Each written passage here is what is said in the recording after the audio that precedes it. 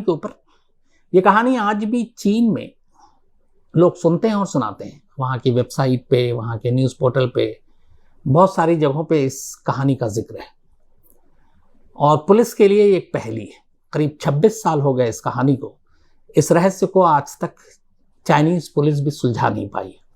कहानी सुनने में लगता है भूत प्रेत का, लेकिन इसमें क्राइम का एंगल है पूरा और इन्वेस्टिगेशन है और वो सारी चीज़ें हैं जो एक आपको हटकर कि नहीं ये वहम है और काल्पनिक कहानी है, तो ऐसा नहीं है, क्योंकि बाकायदा इसमें कुछ चीज़ें हैं जो रिकॉर्ड पर हैं। चीन में इस कहानी को कई नाम से याद करते हैं लोग। एक है द मिडनाइट बस, एक है द बस टू फ्रेग्रेंट और एक है रूट नंबर 375। ये एक रात की रहस्यमय कहानी है। कहानी है 14 नवंबर 1995 की। 14 नवंबर 1995 बीजिंग से शुरू होती है ये कहानी। नवंबर का महीना था, ठंड का मौसम था और उस रात ठंड कुछ ज़्यादा ही थी, कोहरा भी था। और उसी रात 14 नवंबर यानी 1995 को बीजिंग में रूट नंबर 375 की एक बस चलती है। इस बस को yuan Ming yuan bus terminus पर पहुंचना था और ये उस रात की आखिरी बस थी। बल्कि yuan Ming yuan bus terminal से ये बस चली थी और इसकी आखिरी डेस्टिनेशन थी, मंजिल थी, वो थी जियांगशान फ्रेग्रेंट हिल्स। ये उसका आखिरी स्टॉपेज था और ये बीजिंग में ही लोकल बस थी। तो रूट नंबर 375 था इसका। जैसे हर शहर में अपने अपने अलग अलग रूट नंबर के बस होते हैं। तो रात का वक्त था और ये आखिरी बस थी।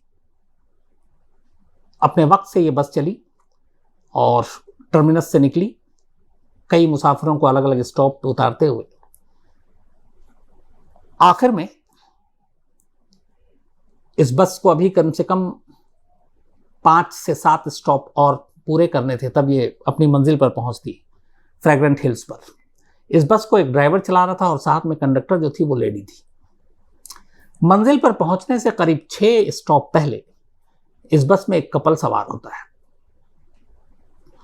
और उनके साथ साथ एक बुजुर्ग लेडी सवार होती और एक यंग लड़का। तो 4 लोग इस बस में सवार होते हैं। इससे पहले के सारे मुसाफिर इस बस से उतर चुके थे। अब सिर्फ बस के अंदर ये 4 लोग और 2 स्टाफ, एक ड्राइवर और एक लेडी कंडक्टर। बस चल पड़ती है और बिल्कुल सब कुछ ठीक था।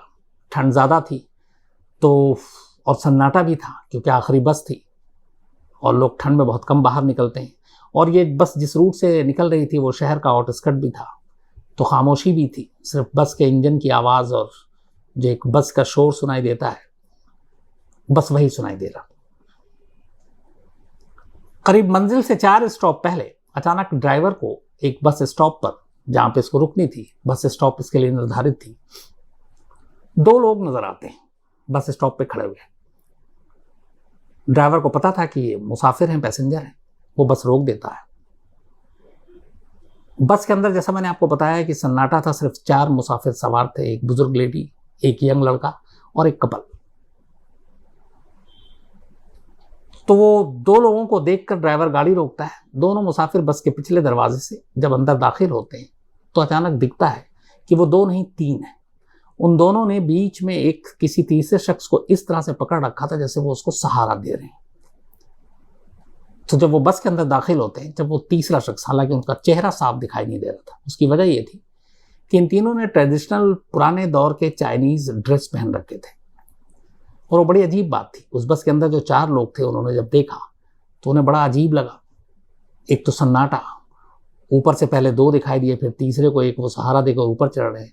उनके ड्रेस अजीब, उनके चेहरे की पूरी साफ साफ तो उनका चेहरा नहीं दिखा जा रहा था, लेकिन चेहरे भी कुछ अजीब अजीब से लग रहे थे। तो सवार होते हैं और पीछे की तरफ बैठ जाते हैं। उनको देख के बस में सवार 4 मुसाफिर घबरा जाते हैं। उसकी वजह यह थी कि उनका एक तो ड्रेस, हाव भाव और जिस तरीके से वो तीसरे को लेकर सवार हुए थे। लेकिन अभी वो घबराते और ये सारी चीज़ें होती तब तक अगला स्टॉप आ गया और उस स्टॉप पे उस कपल को उतरना था। तो दोनों कपल बस से उतर जाते हैं। बस स्टॉप पर बस आगे बढ़ जाती है। अब बस में सिर्फ एक बुजुर्ग लेडी, एक यंग लड़का और वो जो 3 मुसाफिर आखिर में सवार हुए थे वो पीछे बैठे हुए, और बस का ड्राइवर और कंडक्टर लेडी।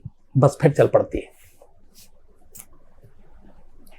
लेकिन बस के अंदर अब अजीब सी खामोशी थी। बुजुर्ग जो है वो बस के बीच वाली सीट पर बैठी हुई थी और उसके ठीक सीट के अगली सीट पर वो लड़का बैठा हुआ था, और वो तीनों मुसाफिर पीछे बैठे हुए थे।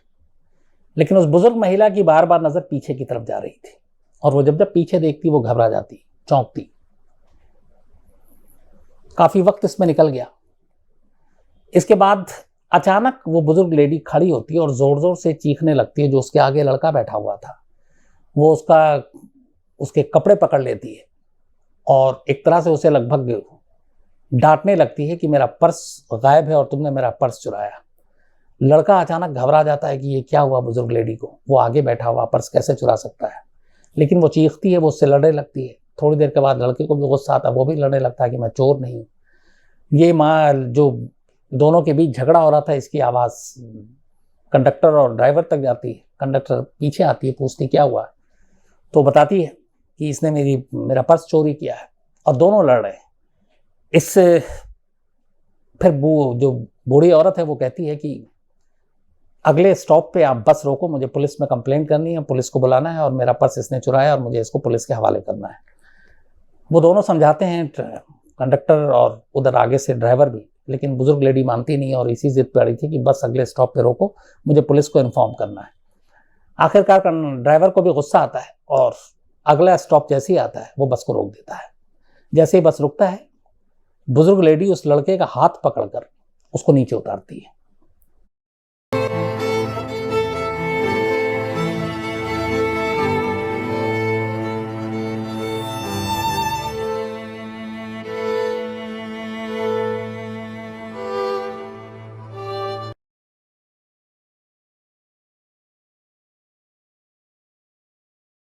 That's 10 fun rainy day activities in the city. Where is that? List the places mentioned in this video and save it as a note.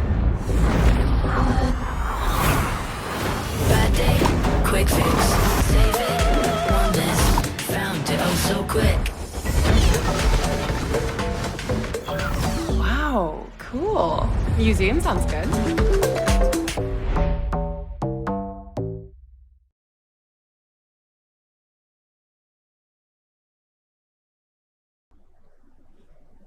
दोनों नीचे उतर जाते हैं, बस आगे चली जाती है। लड़का गुस्से में कहता, रात के वक्त ये आखिरी बस थी और आपने मुझे यहाँ उतार दिया, अब यहाँ पुलिस स्टेशन कहाँ है? तो बूढ़ी औरत कहती है कि यहाँ कोई पुलिस स्टेशन के लिए मैं तुमको उतारी नहीं हूँ, मैंने तुम्हारी जान बचाई है। लड़का गुस्से में था, बोला आपने मेरी कैसे जान बचाई? मुझे क्या हो रहा है, मुझे क्या हुआ है? आपने मुझ पर चोरी का इल्ज़ाम लगाया। उसने कहा मेरे पास कोई और रास्ता नहीं था, मुझे बस से उतरना था, और बस से इस तरह से उतरना था कि किसी को शक ना हो, खासतौर पर वो जो 3 पीछे मुसाफिर बैठे थे, और इसीलिए मैंने ये सारा झूठ बोला, ड्रामा किया कि मेरा पर्स चोरी हुआ। तुमने कोई चोरी नहीं की है, मुझे अपने साथ तुम्हें भी बस से उतारना था क्योंकि मुझे तुम्हारी जान बचानी थी। लड़का पूछता है कि ऐसी क्या बात हो गई? तो वो कहती है कि जो 3 मुसाफिर अजीब से हुलिये में पीछे बस में सवार हुए थे एक बस स्टॉप पर, तुमने देखा था? उसने कहा हाँ देखा, अजीब थे। बोली मेरी नजर उन्हीं पर थी लगातार जब तक वो बैठे हुए थे, और बीच में अचानक मैंने देखा कि जब हवा चली उनके कपड़े उड़ रहे थे, और उसने कहा मैंने उन तीनों को ध्यान से देखा, उन तीनों के पैर गायब थे, जबकि वो बस में खुद से चलकर सवार हुए हैं। लड़के ने कहा कि ये क्या आप मतलब ऊट पटांग बात कर रही है, कोई वहम आपका? बोली मेरी इतनी उम्र है और इतना तजुर्बा है कि मेरा कोई वहम नहीं है, मैंने बार बार देखा और उसके बाद मुझे एहसास हो गया कि शायद ये इंसान नहीं है, कुछ गड़बड़ है। लड़का क्या करता, सुनता रहा, फिर भी लगा कि ये कुछ अजीब बात है। थोड़ी देर के बाद वो बुजुर्ग कहती है कि यहाँ पे एक पुलिस स्टेशन है, चलो वहां पे हम लोग ये चीजें बताते हैं। तो बस स्टॉप पर उतरने के बाद अब पहला काम जो था उस बुजुर्ग महिला का वो ये था कि इस इंसिडेंट के बारे में पुलिस को रिपोर्ट लिखाना, क्योंकि उस लेडी के हिसाब से वो तीनों नॉर्मल इंसान नहीं थे। हालांकि इससे पहले जब बस के अंदर वो घबरा रही थी तब लेडी कंडक्टर ने ये समझाने की कोशिश की थी कि हो सकता है ये लोग किसी ड्रामा कंपनी में काम करते हों, कोई एक्टर हों, और इस तरीके का ड्रेस पहना हो, तो इसलिए घबराने की ज़रूरत नहीं, और कहाँ भूत प्रेत पे आप यकीन कर रहे हो। लेकिन तब भी वो मानी नहीं। तो खैर उस लड़के को लेकर वो बस स्टॉप पे नीचे उतरती है और उसके बाद पुलिस को कॉल करती है। दोनों अब पुलिस के सामने थे। लेडी पुलिस को बयान देती है कि मैं अभी जो रूट नंबर 375 बस है उसमें 6 स्टॉप या 5 स्टॉप पहले जो था वो 3 बहुत ही रहस्यमयी लोग सवार हुए थे, और मैंने उनको देखा, उनके कपड़े, उनके हुलिये, उनका चेहरा सब अजीब था। लेकिन सबसे अजीब ये था कि मैंने बहुत ध्यान से देखा, और बहुत दावे से कहा लेडी ने कि उनके पैर नहीं थे। अब पुलिस को भी सुन के हंसी आई। उसने कहा कि क्या ये बोल रही है, आज के दौर में ये बहुत पुरानी बात भी नहीं, 1995, सिर्फ 26 साल पुरानी बात है। तो पुलिस को लगा कि इस लेडी की या तो उम्र हो गई है या कुछ और बात है। फिर लड़के से पूछा, लड़के की हिम्मत नहीं, लेकिन लड़के ने अपनी कहानी बताई। कैसे अचानक बस में, हाँ 3 लोग जो कह रही है वो सही थे, सवार हुए थे, और हम साथ में सवार हुए थे। लेकिन फिर ये जो लेडी ये मुझसे लड़ने लगी कि मैंने पर्स चुराया, और अचानक शोर करके इन्होंने ड्राइवर को मजबूर किया, बस को रुकवा दिया, और हम दोनों रात को बस स्टॉप पे उतर गए। उसके बाद उन्होंने ये कहानी बताई जो आपको बता रहे हैं। तो पुलिस ने दोनों की बात सुनी। पुलिस को लगा कि ये लोग यूं ही हैं और कोई इसमें सिर पैर है नहीं कहानी में। उन्होंने कहा वहम होगा। तो रिपोर्ट तो नहीं लिखी। उन्होंने कहा ठीक है आप लोग जाइए, हम देख लेंगे। चलता कर दिया। अब लेडी वहां से अपने घर और वो लड़का अपने घर चले गए। बात आई गई हो गई। 14 नवंबर की रात बीत गई। 15 नवंबर की सुबह अचानक जिस बस डिपो में ये बस को पहुंचना था, फ्रेग्रेंट आखिरी हर इस जगह पे होता है, अपने डिपो में बस पहुंच जाती है। तो जिस जगह पे ये लेडी और लड़का उतरा था उसके बाद 4 स्टॉप और थे। 4 स्टॉप के बाद इस बस को अपनी मंजिल पर पहुंचना था और जाकर बस डिपो में बस खड़ी कर देनी थी। अगले दिन फिर ड्यूटी होती। लेकिन यह बस 14 नवंबर की रात पहुंची नहीं उस बस डिपो में। सुबह तक वो बस आई नहीं। जो बस डिपो का इंचार्ज था उसने सारा पता किया, तो पता चला कि आखिरी बस स्टॉप 4 पहले इस डिपो से इस बस को देखा गया था, और उसमें मुसाफिर भी थे, सब कुछ थे। लेकिन उसके बाद से बस गायब है। न सिर्फ बस गायब है बल्कि बस का ड्राइवर और बस की कंडक्टर दोनों गायब है बस के साथ साथ। तो हर तरफ उन्होंने अपने लेवल पे पता किया। जब कहीं से बस का सुराग नहीं मिला तब उन्होंने पुलिस में जाकर कंप्लेंट कर दी कि एक सरकारी बस जिसका नंबर ये है, रूट नंबर 375 है, जो यहाँ से यहाँ तक चली थी, 4 स्टॉप तक वो बस दिखाई दी, मुसाफिर भी थे, और उसके बाद वो बस गायब हो गई। तो जिस 4 स्टॉप से पहले की बात ये हुई, इत्तेफाक से उसी स्टॉप पे ये लेडी और वो लड़का उतरा था। तो जब रिपोर्ट लिखाई गई तो पुलिस स्टेशन ने आसपास के तमाम थानों में उस रूट पे जितने भी थाने पड़ते थे वहां पे इन्फॉर्म कर दिया कि रूट नंबर 375 बस कल डिपो में नहीं पहुंची और उसके बाद से कंडक्टर और ड्राइवर समेत गायब है। अब पुलिस ने तलाश करना शुरू किया। इत्तेफाक से 4 स्टॉप पहले उस रात जो लेडी और लड़का उतरा था उस पुलिस स्टेशन में भी बस की मिसिंग की खबर आई। जैसी खबर आई पुलिस वालों को याद आया कि रात एक लेडी और एक लड़का आए थे पुलिस के पास कंप्लेंट लेकर कि एक बस थी जिसमें 3 अजीब लोग थे, शायद भूत थे, क्या थे, और उन्होंने उसको चलता कर दिया था क्योंकि उनकी बातें मानने लायक थी नहीं। अब जब रिपोर्ट आ गई है और रिकॉर्ड पे आ गई कि वो बस ही गायब हो गई, तब पुलिस वालों के कान खड़े हुए।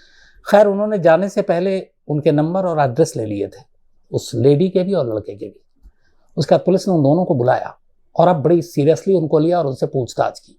उन दोनों ने वही कहानी रिपीट की कि कैसे बस में सन्नाटा था, फिर 3 लोग चढ़ते हैं, तीनों अजीब थे, और डर के मारे उस बुढ़िया ने कहा कि मैंने देखे उनके पैर नहीं, हुलिया नहीं, इंसान लगे नहीं, तो मुझे लगा और बस में कोई मुसाफिर था नहीं, ये एक लड़का था, इसकी भी जान खतरे में थी, तो मैंने इसलिए इसके ऊपर चोरी का इल्ज़ाम लगाकर बस में हंगामा ड्रामा किया और फिर मौका देखते ही ड्राइवर को मजबूर करके बस स्टॉप पे बस रुकवाई और हम दोनों उतर गए ताकि इसकी भी जान।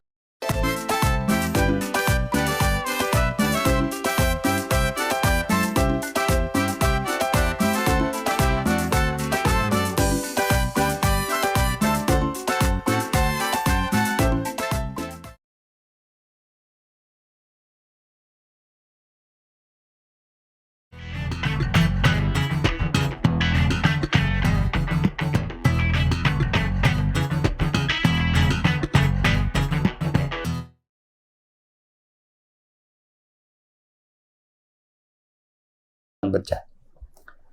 अब ये बात पुलिस ने लिखी, इसके बाद ये खबर मीडिया में लीक हो गई। उधर बस के गायब होने की थी कि क्योंकि एक ड्राइवर या कंडक्टर गायब हो और पूरी की पूरी बस समेत गायब हो जाए तो ये अपने आप में एक बड़ी चीज़ होती है। तो मीडिया में भी खबर आ गई। मीडिया में जब ये खबर आई तो पुलिस के जरिए इस लेडी और इस लड़के की कहानी भी मीडिया तक पहुंच गई। फिर क्या था, देखते ही देखते अगले दिन यानी कि 15 नवंबर की शाम को वहाँ के टैबलॉइड इवनिंग न्यूज़पेपर जो है बीजिंग इवनिंग न्यूज़, उसमें ये स्टोरी फ्रंट पेज पर मिसिंग बस की और इस लेडी और लड़के की कहानी। इसके अलावा बीजिंग के जो लोकल चैनल हैं वहाँ पर ये दोनों लेडी और लड़कों के इंटरव्यू की बाढ़ लग गई। सारे चैनल पे ये दोनों अपनी कहानी बता रहे हैं, वही कहानी जो इन्होंने पुलिस को बताई। और अब इतनी वो इतनी तरह की बातें होने लगी कि एक बस चली, बस गायब हो गई। गायब होने से पहले उसमें 3 रहस्यमयी लोग सवार हुए और एक आई विटनेस लेडी ने खुद अपनी आंखों से देखा और उसके बाद किस तरह से उसने सारा ड्रामा करके एक बच्चे की भी जान बचाई अपने साथ बस से उतरकर। और उनके उतरते ही उसके बाद 4 स्टॉप के बाद बस डिपो पे बस पहुंचनी थी, लेकिन बस पहुंची नहीं और बस गायब हो गई। तब सारी बातें हो रही हैं, मीडिया में खबरें आ रही हैं, फ्रंट पेज पे आ रही है। इधर बस की तलाश, बस कहीं मिल नहीं रही है। 2 दिन बीत गए, 14 तारीख की रात की बात ही, अब 16 नवंबर आ गया।